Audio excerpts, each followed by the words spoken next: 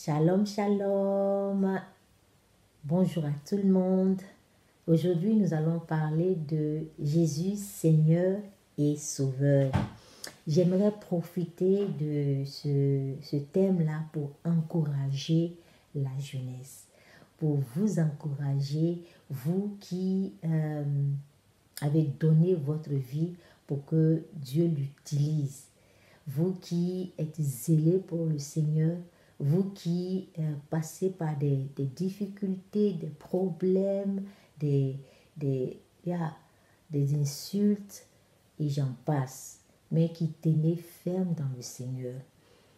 Pourquoi je dis Jésus Seigneur et Sauveur? Parce que souvent nous nous focalisons sur Jésus Sauveur. Et ça c'est extraordinaire parce qu'il s'est donné pour nous. Il est venu, il est mort sur la croix pour que nous soyons sauvés, pour que nous soyons réconciliés avec notre Père, afin que nous puissions être enfants de Dieu, afin que nous puissions être lavés et sanctifiés, purifiés, afin que nos péchés soient pardonnés. Il s'est fait malédiction pour que nous soyons bénédiction. Il a payé le prix que nous devions normalement payer. Il nous a libérés, il nous a sanctifiés, il nous a purifiés, il nous a donné une autorité sur l'ennemi. Comme il dit dans sa parole, nous allons marcher sur les serpents, sur les scorpions, sur la puissance de l'ennemi et rien ne pourra nous nuire. Que 1000 tombent à nos côtés et 10 000 à notre droite, nous ne serons pas atteints. Mais de nos yeux, nous verrons la rétribution des méchants. C'est ce que Jésus-Christ a fait pour nous. C'est l'autorité que Jésus nous donne. Mais ce qui est important, c'est avoir Jésus-Christ comme Seigneur de notre vie. Lorsque Jésus-Christ devient le Seigneur de notre vie, c'est dire que nous ne nous appartenons plus. C'est lui qui est le maître. C'est lui qui a toute autorité sur notre vie. C'est lui qui est le commandant. C'est lui qui a le droit maintenant de nous guider, de nous conduire. C'est dire que notre moi est totalement mort. Notre moi a totalement disparu. Que c'est lui maintenant qui vit. C'est pourquoi Paul pouvait dire que ce n'est plus moi qui vis, mais c'est Christ qui vit en moi.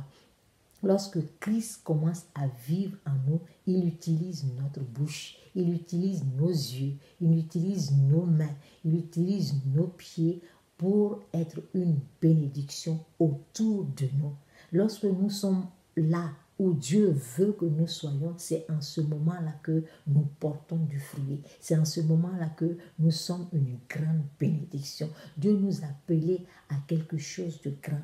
Jeunesse, Dieu vous appelez à quelque chose de formidable, à quelque chose de grand. C'est d'avoir un impact sur votre génération, d'être un modèle pour votre génération. C'est de toucher votre génération avec ce que Dieu vous a donné. Lorsque vous vous donnez réellement au Seigneur, lorsque vous lui permettez de prendre le contrôle de votre vie, d'être celui-là qui parle au travers de vous, vous serez une grande bénédiction. Vous ferez des exploits avec lui. Il va vous utiliser d'une manière extraordinaire pour aimer, pour aider, pour consoler, pour exhorter, pour apporter une parole de sagesse, pour réconforter ceux qui sont autour de vous. Et même ceux-mêmes-là qui vous insultent, et même ceux qui sont contre vous, qui vous combattent, verront la grâce de Dieu. Quand ils vont voir la faveur de Dieu sur votre vie, la grâce de Dieu sur votre vie, ces personnes-là vont se tourner vers le Seigneur parce qu'ils vont voir Christ en vous. Ils vont voir la Bible ouverte en vous. Parce que vous marchez selon sa volonté. Maintenant, parce que c'est sa volonté qui importe maintenant dans votre vie. Vous avez fait de lui le centre de votre vie. Vous rayonnez de partout parce que Christ se manifeste en vous. C'est pourquoi je veux vraiment vous encourager à persévérer dans la foi, à être ferme dans le Seigneur, à laisser Dieu vous guider, à laisser Dieu vous conduire, à laisser Dieu prendre le contrôle de votre vie. Et quand les problèmes vont venir, quand les difficultés vont venir, il sera celui-là qui va vous aider. Comme il a dit dans le Ésaïe 41, le verset 10.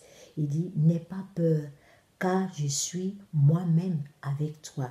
Ne promène pas des regards inquiets, car je suis ton Dieu. Je te fortifie, je viens à ton secours, je te soutiens par ma main droite, la main de la justice. C'est-à-dire qu'il sera là à chaque fois que tu as besoin de lui, à chaque fois que tu as besoin de parler à quelqu'un, il sera là pour t'écouter. Parce que la Bible dit que c'est lui qui exauce les prières. C'est pourquoi tous les hommes viendront à lui.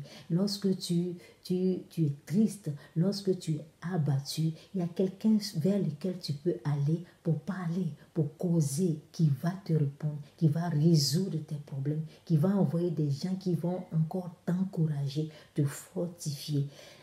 Reste dans le Seigneur. Focalise-toi sur le Seigneur, qu'il ne soit pas seulement le Jésus sauveur de ta vie, mais qu'il soit Seigneur de ta vie. Laisse-le prendre le contrôle total de ta vie et laisse-le te guider. Je vais un peu lire dans Luc 10 au verset 42. Il dit, une seule chose est nécessaire. Marie a choisi la bonne part qui ne lui sera point ôtée. Tu as choisi la bonne part. Tu as choisi Jésus. Et ça, c'est le plus important. Et à cause du fait que tu as choisi la bonne part, à cause du fait que tu as accepté Jésus comme Seigneur et Sauveur, tu auras des tribulations, tu auras des persécutions, tu auras des personnes qui vont se lever contre toi. Mais il faut savoir qui tu es. Tu as de la valeur aux yeux de Dieu. Dieu veut t'utiliser pour faire de grandes choses.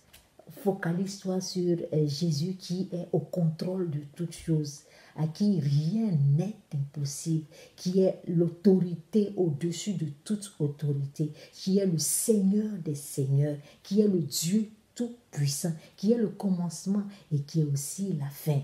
Il sait toutes choses. Il est ton abri. Il est ta forteresse.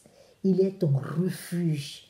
Si quelqu'un vient t'attaquer, si l'ennemi vient t'attaquer, il va pas, c'est-à-dire que c'est pas toi qu'il va attaquer, il va voir Jésus sur son chemin parce que tu es caché en Christ. Donc s'il peut vaincre Christ, c'est-à-dire qu'il peut te vaincre. Mais comme il ne peut jamais vaincre Christ, il ne peut jamais te vaincre. Donc tu seras toujours debout. Parce que celui qui est en toi est plus fort que celui qui est dans le monde. Que Dieu te bénisse et que Dieu te conduise continuellement et que tu puisses rester ferme dans le Seigneur. Que la grâce de Dieu soit sur toi, que la faveur de Dieu soit sur toi. Sois béni.